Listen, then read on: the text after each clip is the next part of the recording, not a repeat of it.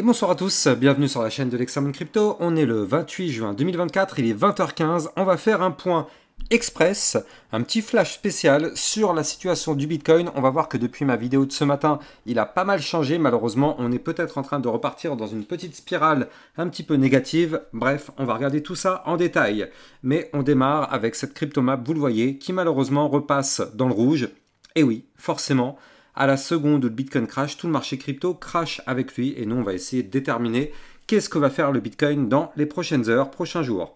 Allez, sans plus attendre, on démarre. Mais avant tout, je rappelle que tout ce que je vais dire dans cette vidéo n'est en aucun cas un conseil financier. C'est à vous de faire vos propres recherches. Et n'oubliez pas que le trading de crypto comporte des risques de perte partielle ou majeure. Alors, notre Bitcoin, malheureusement, vous le voyez, il est ici de nouveau en train de graviter sur le niveau clé qu'il ne faut absolument pas breaker. Je rappelle, le niveau clé, c'est les 60 777 $ et ça correspond au bas du range. Donc là, ce matin, je vous avais fait une vidéo dans laquelle je vous avais expliqué pas mal de news, pas mal de choses, bref, tout ce qu'il fallait savoir sur l'écosystème crypto. Vous le savez, un peu comme tous les jours où j'essaye de vous faire un petit point concernant les actualités. Et on avait vu ce matin qu'il y avait quand même pas mal de news, mais il y avait quand même une pression vendeuse et je vous avais quand même mis en garde avec cet indicateur qui est ici, le ratio long short. Donc ce matin, je vous avais mis en garde en vous disant attention, ce ratio, il n'est pas très joli parce qu'on est actuellement à 74, ça continue de monter, 74% de long. Ça, malheureusement, c'est une très mauvaise nouvelle. C'est une mauvaise nouvelle et pourquoi? Eh bien, parce qu'en général, on le sait, le marché a tendance à toujours chercher la neutralité. Or, là, on voit qu'actuellement, il y a beaucoup plus de long que de short. Qu'est-ce qui se passe en général? Malheureusement, on vient liquider du côté où il y a le plus à liquider. Or, actuellement, on a beaucoup plus de long, donc il y a beaucoup plus à liquider si on va liquider les longs plutôt que les shorts. Donc le marché a malheureusement cette tendance à vouloir faire ça. Or, quand on voit que là actuellement les longues sont quand même à 74%, ça fait quand même hyper élevé et ce serait pas étonnant, malheureusement, de voir notre Bitcoin faire une nouvelle mèche comme celle qu'on avait vue ici, qui a eu lieu le 24 juin. On a été chercher les 58 000 $ et ce matin, je vous avais expliqué que ce serait pas étonnant de voir le même style de mèche, peut-être même encore plus bas. Et donc là, potentiellement, on est sur le niveau clé qui pourrait nous amener à ce type de volatilité. Et oui, vous l'avez compris, on est juste au bord du précipice, le bas du range, les fameux 60 777 $.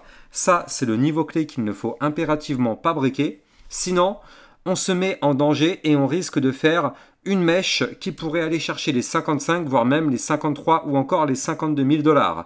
Je rappelle, on l'avait vu hier, il y a aussi beaucoup de liquidités à venir récupérer du côté des 52 000 $. Donc ce ne serait pas déconnant non plus de faire une nouvelle mèche, ce qui entraînerait un nouveau mouvement de peur sur le marché. Et ça permettrait de sortir un maximum de longues, ça permettrait de casser l'euphorie des personnes qui sont absolument longues. Donc voilà, ça c'est ce qui peut-être nous attend. Maintenant, pour l'instant, tout va bien entre guillemets, dans le sens où tant qu'on est au-dessus du bas du range, vous l'avez compris, le range n'est pas breaké. C'est pour ça que la clôture jour va être extrêmement importante. Là, on est en vue jour. Donc là, ça va se passer cette nuit. Ça va se passer dans 5h39. Si on clôture au-dessus, tant mieux, on sera toujours malheureusement en danger parce qu'on gravite toujours au-dessus du niveau clé. Mais si on clôture en dessous, malheureusement, ce serait mauvais signe. Je vais tout de même vous donner les zones de support à aller chercher en cas de chute du Bitcoin, comme ça vous les avez sous le coude. Donc là, c'est le moment de sortir votre petit papier, le post-it, et donc, prochain support, 60 073, 58 930, 58 106, 57 386, 56 519, 55 906, 54 425, puis 53 622 et enfin les fameux 52 691 $. Voilà, ça, ce sont les zones de support à venir chercher si jamais notre Bitcoin malheureusement décide de casser son range par le bas. Surtout que vous le savez, malheureusement, on est le week-end. Or, le week-end, en général, la volatilité est extrêmement faible, si ce n'est pas pour dire nulle. Donc là, c'est en général un peu plus propice pour les shorts, parce qu'en général, les longues ne sont pas souvent là le week-end. Donc bon, là, il faut faire vraiment extrêmement attention. Et justement, ça vaut le coup au passage de jeter un coup d'œil du côté du dollar index, parce que vous le savez, tout est corrélé aussi au dollar index, c'est une balance. Quand sur la balance, on a un dollar qui monte, on a un Bitcoin qui descend.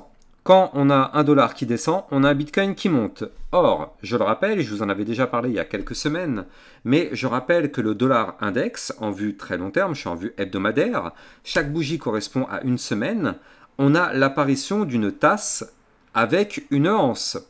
Ça, je rappelle que c'est une figure chartiste de retournement haussier.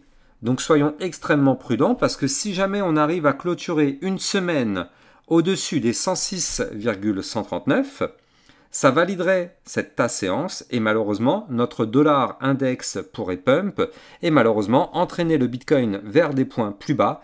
Et vous le savez, à la seconde où le Bitcoin crash, le marché crypto malheureusement continuerait de chuter avec le Bitcoin. Je rappelle que aussi on entend pas mal parler en ce moment d'altcoin season, une altcoin season qui pourrait arriver. Alors je tiens à préciser, encore une fois, j'en parle, mais pour le moment ce n'est pas le cas. On a toujours une dominance hyper soutenue, une archi-dominance de la Bitcoin, dominance, regardez, on est là, on est en train de suivre une trend haussière, alors ce qui est plutôt pas mal quand même, il faut le noter. Ce qui pourrait effectivement amener à une chute un petit peu de la Bitcoin dominance, ce serait la cassure de cette ligne que je viens de vous dessiner à l'écran. Donc déjà, la cassure des 54,19% et surtout, ici, la zone de support des 53,95.